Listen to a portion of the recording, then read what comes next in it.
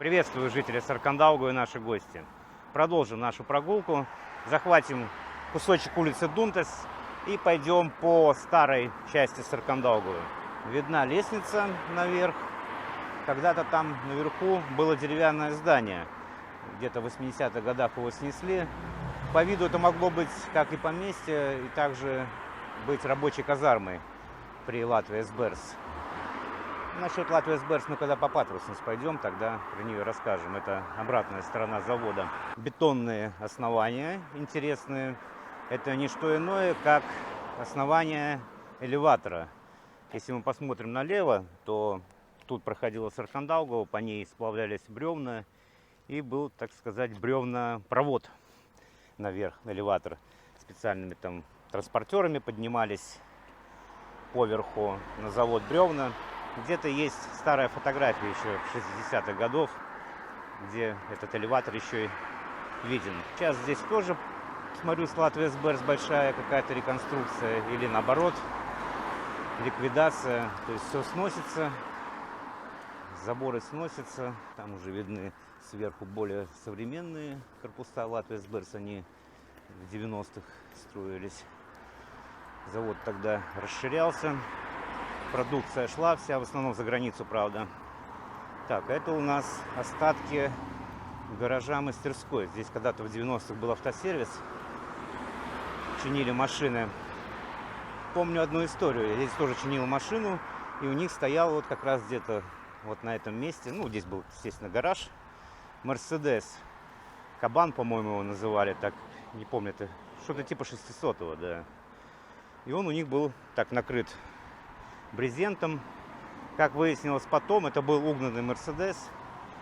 Курировали угон бандиты двое. И они сюда приезжали потусоваться. Вот еще до недавних времен здесь были железные ворота. И у них с собой был ТТ с глушителем. Но они начали стрелять, ну, по пьяни, скорее всего, в ворота. Пуля, 7,62, она мощная, пробила ворота. И вот там на остановке стояла женщина, и пуля попала в ногу ей. Ну, так как пуля уже была на излете, плюс сквозь железные ворота прошла, такого серьезного ранения женщина не получила. Но, тем не менее, вызвали полицию, бандитов повязали. Что там дело было против них возбуждено, не знаю, было, не было. Но я только знаю, что один потом погиб в перестрелке уже впоследствии. Так, здесь у нас справа тоже все деградирует.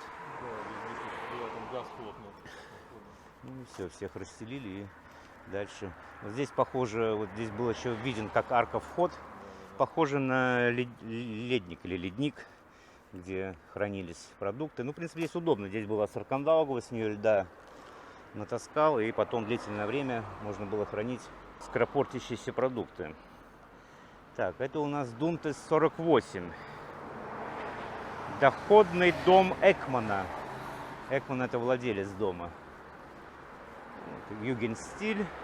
Дом 1912 года. Внизу помещение под магазины.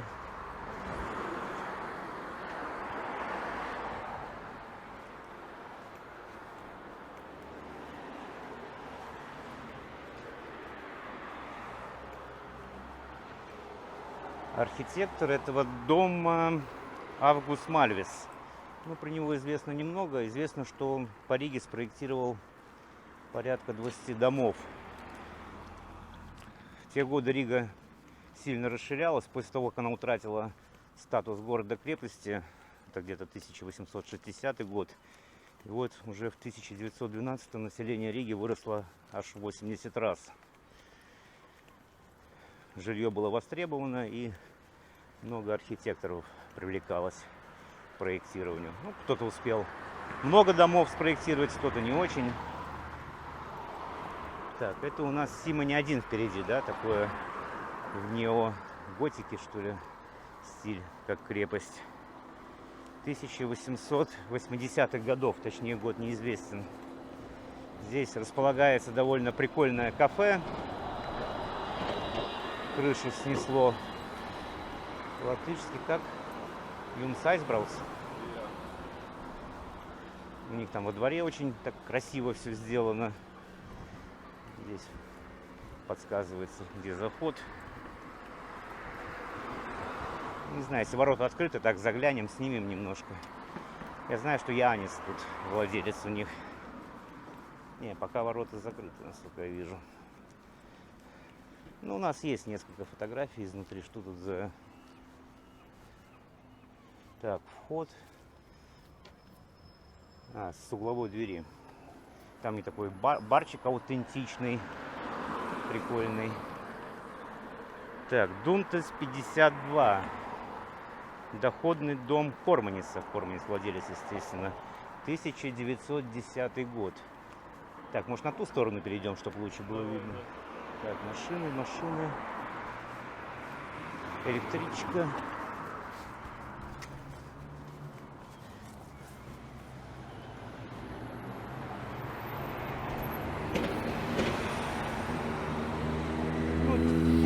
Типичный наивный югенстиль.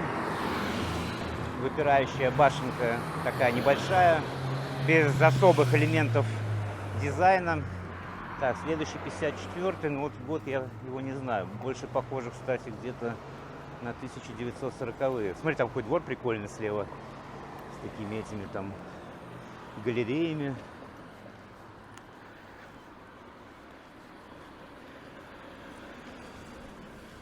Так, здесь у нас следующий Дунтес 56. Сильно реконструированное здание. Изначально оно 1910 года. Доходный дом. Владелец Юрьянис. После реконструкции, по-моему, 2 этажа там отстроили. Ну, один точно настроен этаж. Отопление там, я знаю, электричеством, батареи стоят. Наверное, когда было подорожание электричества, там, наверное, люди угорели платить за это все. Внизу магазин. Я так понял, что это связано с активным спортом. Там велосипеды и всякий серф, и еще чего-то. Так, здесь у нас слева аж 3-звездочный отель, хотя на самом деле хостел.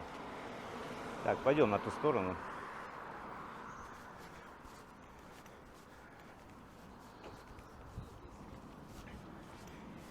Пойдем через Саркандаловскую подворотню. Так, впереди у нас жилой дом для рабочих РЭС.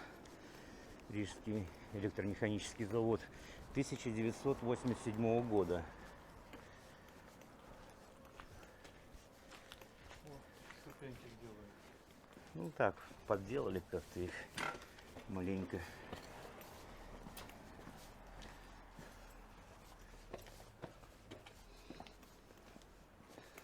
И выходим мы на улицу Алекша.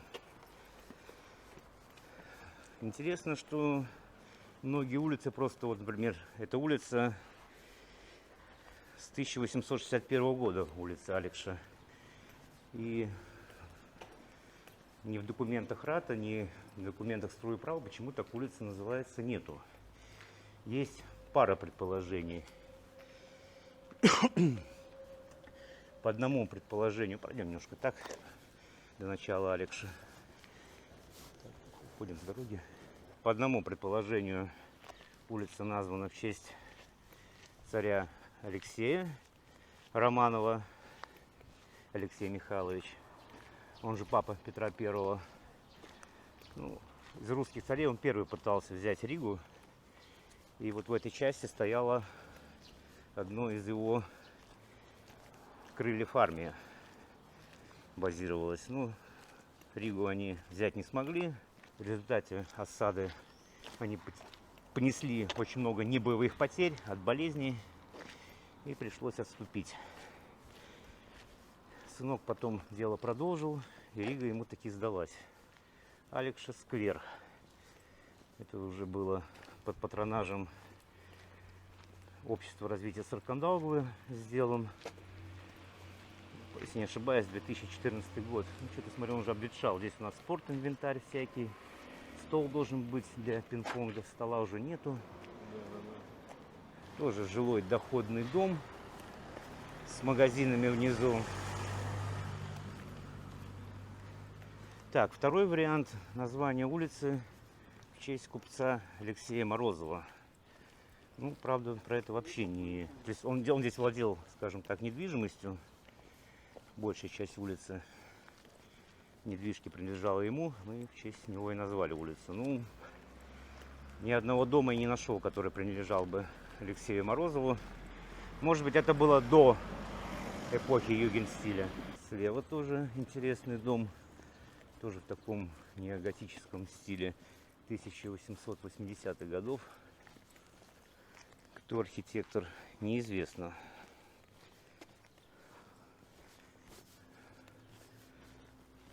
Слышал, что только вот на первом этаже, в левой части от парадной, проживал известный рижский врач.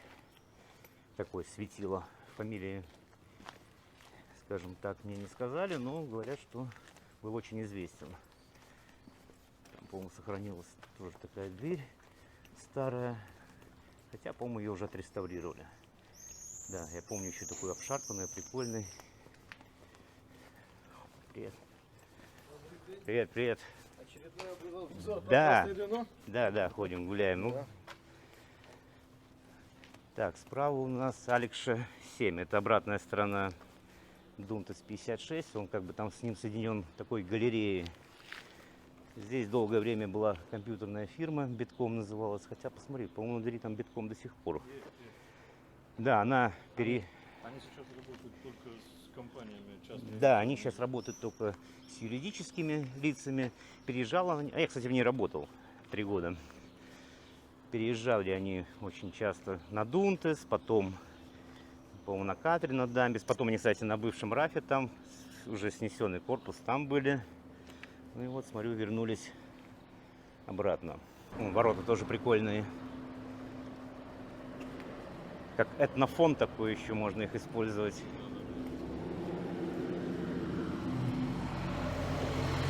Справа была лесопилка. Сейчас, по-моему, там заросший весь двор, да, ничего там нету. Да. Крышу снесло. Да, ну арендует он. Тоже он интересный. Дворик. Так, выходим мы на улицу Симоня. Улица Симоня появилась в 1877 году, но называлась она тогда почему-то Петровская. Улица Симоня настала с 1885 года.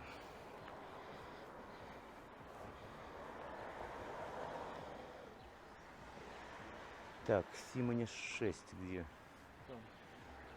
Так, подожди, Симоня 3А. Где-то здесь должна быть. Вот это, наверное, нет? Симоня 3А. Это 2, да? Так, подожди.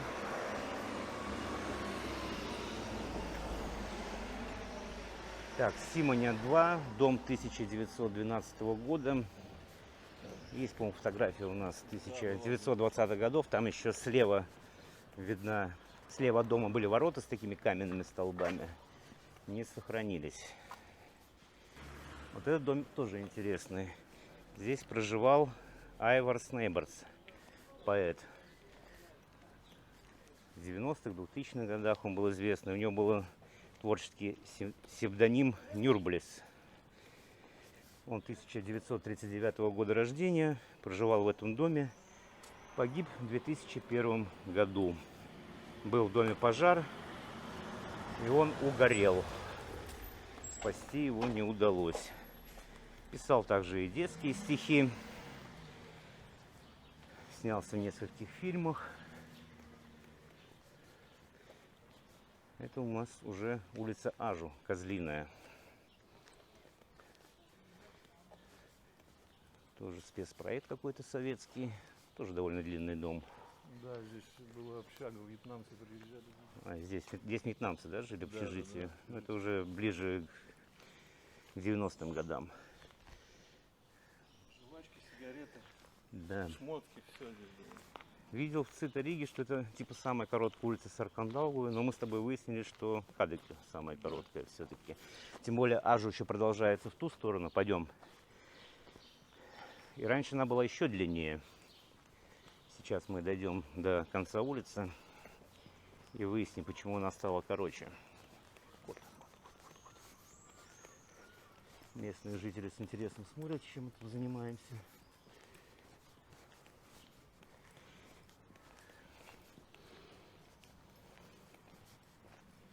Так, это у нас какой номер дома? Угловой.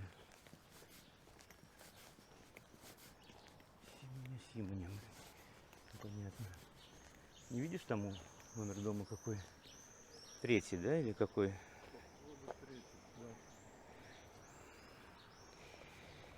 Этот дом 1890 года, тоже деревянный доходный дом. В этой части большинство доходных домов строились деревянными. То ли дешевле было, то ли быстрее их строить.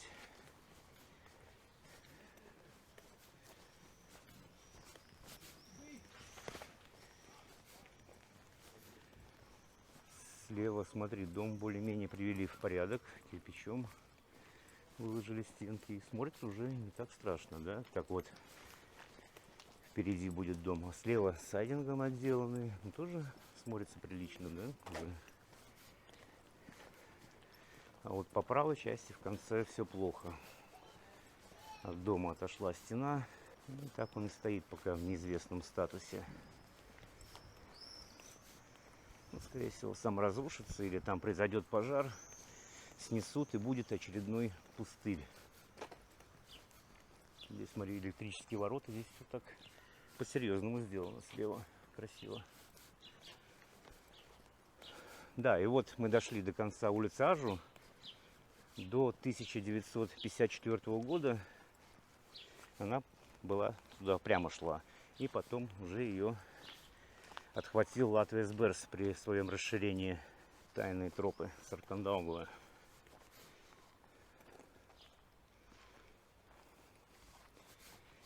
Это очень похоже на рабочую казарму при заводе. Вот мы идем тайной тропой Саркандаугавы. О, рога кто-то сбросил. Да. Роги вдоль дороги. Давайте мы здесь спрячем этикетки. Это разработал администрация Фейсбука группы Саркандаугава Андрей. Их можно на машину клеить, да? Ну, Они должны держаться на всяком наверное. случае. Давайте мы их здесь спрячем в пакетике, чтобы они не намокли. Кто найдет, забирайте. И отметиться, да, фотографии, что нашли, сфоткаться. Ну да, это видео будет размещено в группе Саркандаугава в Фейсбуке. Если вам не трудно, сфотографируйте, что вы нашли их. В прошлый раз мы их прятали в Алдера парке, вернее, Даудеру парк теперь. И человек нашел, фотографию разместил. Спасибо ему. Улица Прежу, да, Сосновая. Ну, можно предположить, наверное, что здесь раньше росли сосны. Хотя ни одной сосны теперь здесь не видно. Только березы. Каштаны, На ивы быв- и на- березы. И на бывшей территории Латвии Берс, да, латвийские березы.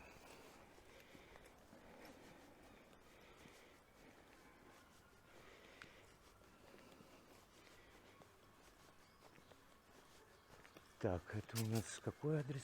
Прежу 14, а вот этот... О, смотри, брусчатка сохранилась. Давай заглянем так аккуратненько, красиво, да? Вернее, аутентичненько. Это у нас доходный дом, двор доходного дома. Говорят, что здесь когда-то была фабрика какая-то. Там через... Ну пойдем, да, через подворотню.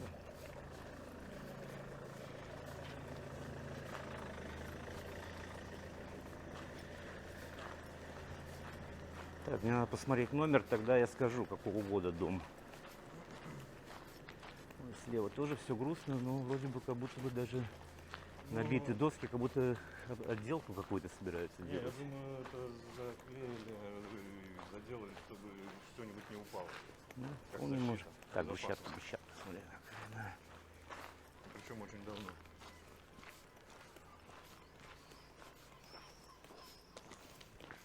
Запах канализации сильно чувствуется. Здесь, наверное, похоже до сих пор сухие туалеты. Ну, то есть не в городскую канализацию все сливается, а где-то в выгребную яму.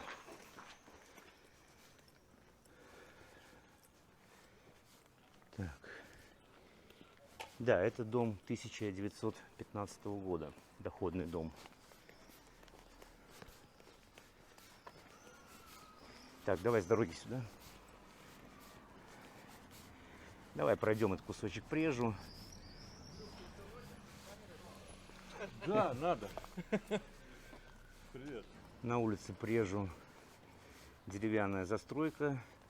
Общество развития Саркандаугавы хотело добиться, чтобы ее признали тоже как наследие деревянного зодчества, как вот типа Каунсен квартал. Призвали, ну это было тоже где-то 2000 какие-то там 10-е года, кинули клич, чтобы на Саркандаугаву переезжали жить художники, артисты, фотографы, музыканты, и сделать как бы Саркандаугаву творческим районом с творческими кварталами. Так, это у нас Банька. баня, да, известная баня. Она, Кстати, она работает или нет? по-моему, работает. Эта баня, кстати, вот это вот здание, по-моему, 1880-х годов. Предположительно, принадлежало заводу «Проводник» еще в царстве. А вот пожар был. Здесь был пожар. Это прямо 31, кстати, декабря. Люди пошли в баню. А банька работает вообще? Да. Работает баня? А это, наверное, нет. Работает. Вон, Дарбалайкс есть. Не, ну может старая какая-то. Нет, работает. В общем, жертв после пожара не было. Но стояла скорая, и нескольким человекам стало плохо. Ну, видимо, угорели. Через низ они выйти не смогли. Как раз на первом этаже был пожар. Что-то там с электропроводкой. Ну, потом все починили, и баня работает вновь. Там какой-то один день женский, один день мужской. Ну, не знаю, на мой взгляд, деревянные дома особой какой-то вот архитектурной ценности не представляют. Но это на мой взгляд. Так, конечно, уютно все смотрится. Так, вот, кстати, это стихотворение Нейборца, который вот погиб в пожаре, художник, ой, тьфу, поэт. Это тоже вот в рамках творческого квартала Саркандаугавы создавалось здесь граффити. Осенью, по-моему, 2017, если не ошибаюсь, оно делалось. Ну, А здесь эпизод фильма как был снят. да, я уже не помню, но какой-то эпизод фильма снимали. Здесь даже, кстати, старая реклама, вот видна, остатки старой рекламы. Краска облупилась, и под ней старая надпись. Ну, какая-то часть, конечно, творческих людей поселилась на Саркандаугаве. Но не так, чтобы все ломанулись. А здесь похоже... А нет, ну очень похоже, как будто здесь забъезд был. Да, это подворотня была. Ну, это довольно большая практика. На Саркандаугаве таких несколько мест знаю, где подворотня закладывается и делается уже помещение. Ну вообще все ужасно. Ну, понятно, видишь, дома не многоэтажные. То есть арендаторов собрать денег достаточного количества, чтобы все это содержать в хорошем состоянии, не хватает. Поэтому делались более высотные дома, вот так вот на углу, по-моему, 1913 года. Я в прошлый раз, кстати, ошибся, мне кто там проживал, вот они сказали, что типа дом 40-х годов. Это все-таки югенстиль угловой. Пойдем на Симоне обратно. Вышли мы снова на Симоне. Слева у нас два дома по правой стороне. По одним данным 1900-х годов дома, по другим данным вот деревянный дом 1890 года, доходный дом. Вот знаменитая вывеска стекольной мастерской. Многие фотографы Саркандаугавы размещают ее в группе. Особенно классно получается, когда с той стороны фоткаешь, а там солнце садится, светится. Так, давай в двор заглянем, что здесь. Мастерская, по-моему, работает, но надо звонить. То есть они, по-моему, не сидят там постоянно. Нет, сидят постоянно, они делают. Постоянно, да? Да, я заносил туда. Дворик, кошечка смотрит в окошко.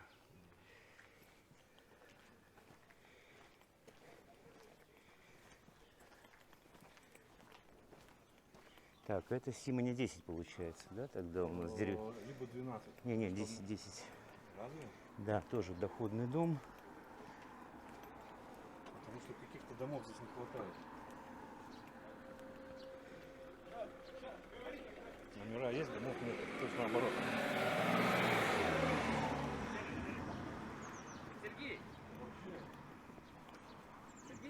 Ну, Он вообще относится к паспорту. 12/11. Вот я же говорю, нету какого-то дома.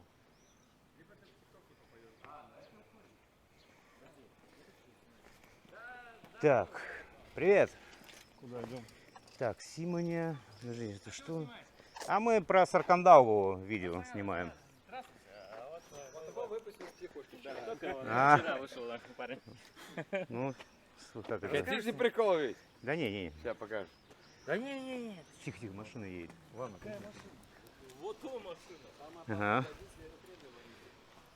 Так. Блин. Так, это у нас паспорт с 11 1897 года дом. у него там... Да, вензель есть, да. Да. Ладно. Так, встретили мы местных. Один сообщил нам, что он в психушке вышел. Тоже рациональный югенстиль. Если не ошибаюсь, 1910 год. Прям вот в эти годы был строительный бум.